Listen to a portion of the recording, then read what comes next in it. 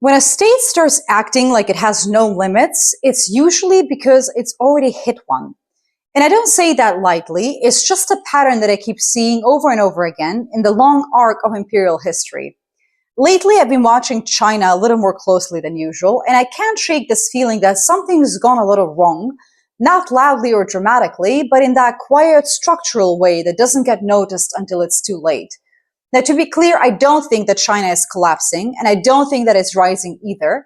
What I'm seeing looks more like buckling, the kind of internal strain you get when a system is forced to hold more than it was actually built for. And it's subtle.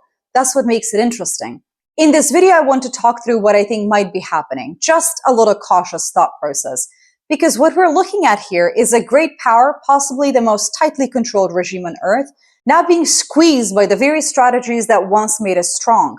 Militarily, economically, diplomatically, China is overextended, over-leveraged, and if I'm reading this right, increasingly cornered.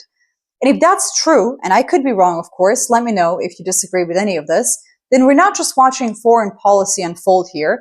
We might be watching the early stages of something bigger, something that doesn't just shift power, but breaks the illusion of it.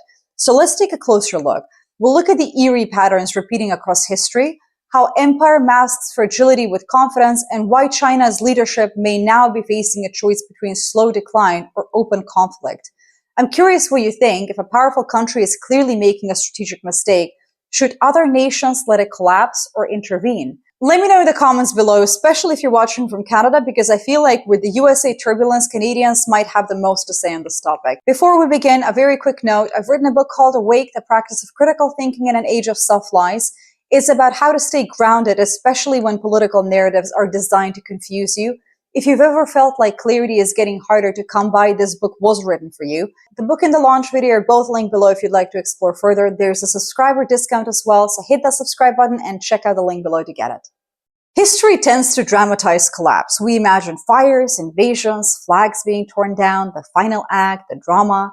But most empires don't really fall that way. They rot first internally, and by the time the world notices, the real damage has already been done. And strangely enough, the rot often begins in the same place, overreach. Every major empire at some point starts trying to be too many things at once, and not out of malice, just momentum and movement. They're used to winning, so they keep pushing outward, convinced that they can keep it all under control. Take Britain, for example. They were a maritime power through and through, flexible, trade-focused, protected by the seas. This was the British superpower. It let them build an empire with minimal exposure. They didn't need massive land armies, just ships, and the ability to project force wherever the money flowed. We discussed more on Britain in another video, actually. Check that one out next if you like.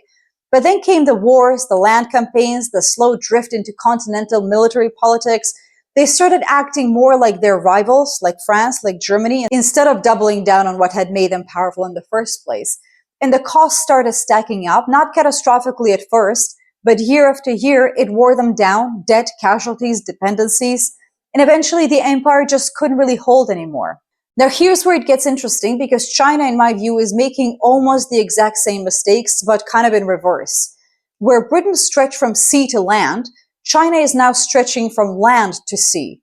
They've always been a continental power with a massive land army, deep interior control, and a long history of border defense. But now they're building blue water navy fleets, threatening Taiwan, militarizing islands in the South China Sea, as if naval supremacy is their next natural evolution, but I don't think that it is. Unlike Britain, China doesn't have natural geographic insulation.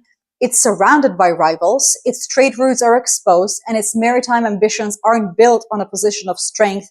They're built more on necessity, or maybe insecurity.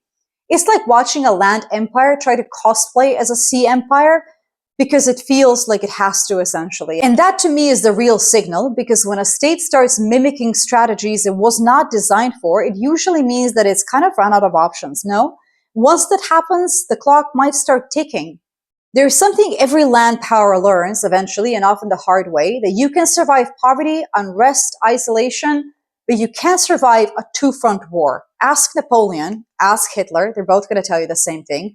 Once you're fighting in opposite directions, splitting troops, supplies, attention, it's not just a tactical problem anymore. It becomes a question of identity, of limits, and history doesn't tend to forgive that kind of mistake. That's why what China is doing right now has my attention. Because this is no longer just posturing in the Pacific or Taiwan or the South China Sea. There's something more subtle at play and possibly more serious brewing inland. If you look north into Siberia, for example, you'll see vast stretches of underpopulated, resource-rich territory. And behind it is Russia, weakened, distracted, bleeding capital, and men in Ukraine. For a country like China, facing a democratic time bomb and energy insecurity, that has to look tempting. And I don't think that the idea is far-fetched. Strategically, it makes a kind of cold sense. Siberia has what China lacks, and Russia at this moment in history might not be strong enough to stop them.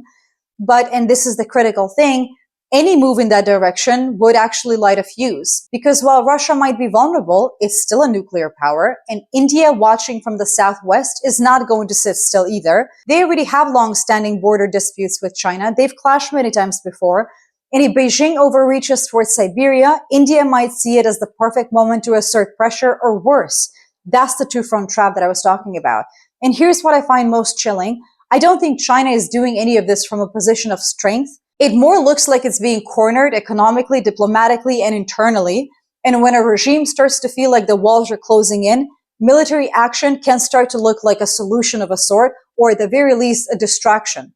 That's what makes this moment so dangerous, not because China is strong, but because it might be too weak to pull back. Now, this conversation wouldn't be complete without the financial aspect, of course. China's economy still looks powerful at a glance, but if you peel back the surface, it's surprisingly brittle in my view. You've probably heard of the ghost cities, massive, brand new urban centers with no one living in them yet, but that's just the visible part.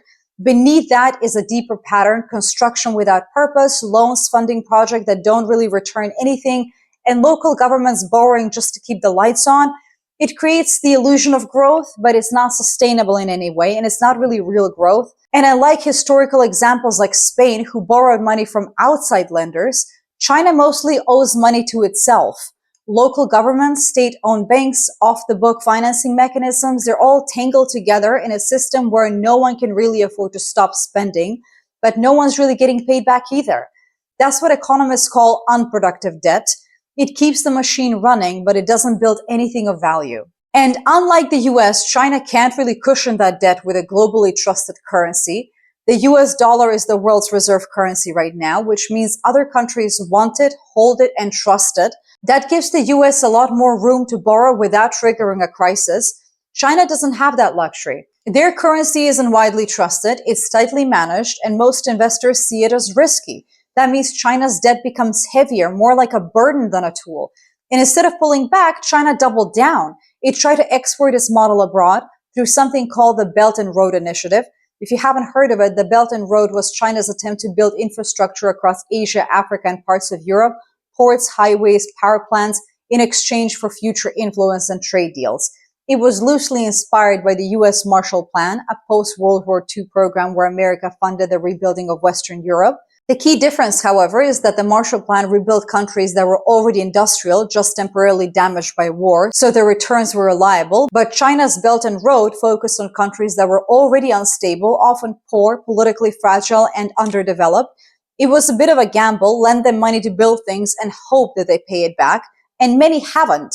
And now China isn't just overbuilt at home, it's overexposed abroad. It's tied to failed projects in places that can't really repay them, with domestic industries already running on fumes. It's not just bad luck, it's a sign of how far the system had to stretch to keep up the image of strength.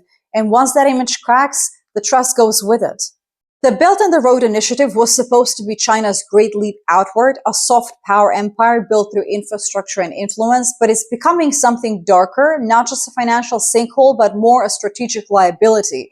Those rail lines, ports, and highways built across Asia, Africa, and Eastern Europe, they were all meant to buy loyalty, but what China ended up building in many cases was resentment, because when the project stalled or failed, the debt didn't go away, and now fragile governments are stuck repaying loans for infrastructure they can't really use, while China is forced into a role it never really wanted, which is the creditor that no one really likes.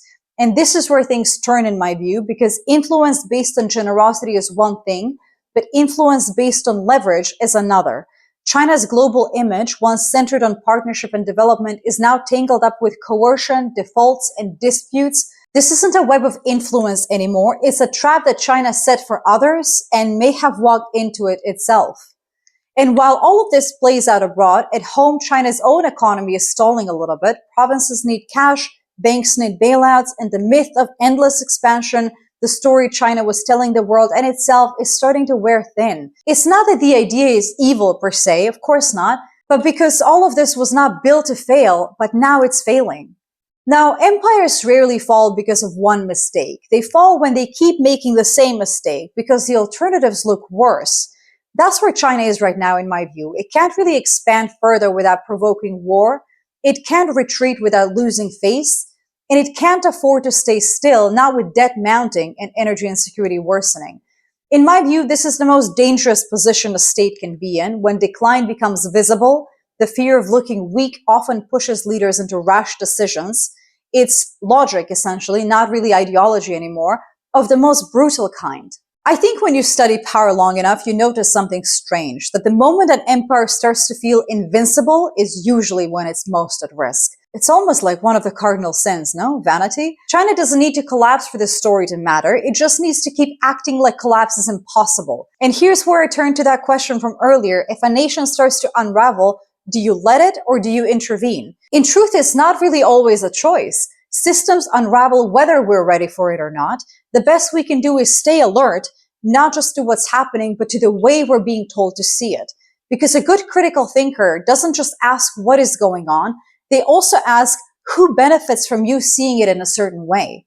If you're someone who's been thinking about how to make sense of uncertain times, how to think clearly when the world is shifting, I wrote Awake for you. It's a book about learning to recognize the turning points, to build internal steadiness when external signals are loud. It's linked below if you'd like to explore that further. Thank you so much for watching, and if you'd like to explore similar topics like this, check out these other videos that I've linked here as a natural next step. Until next time, stay awake.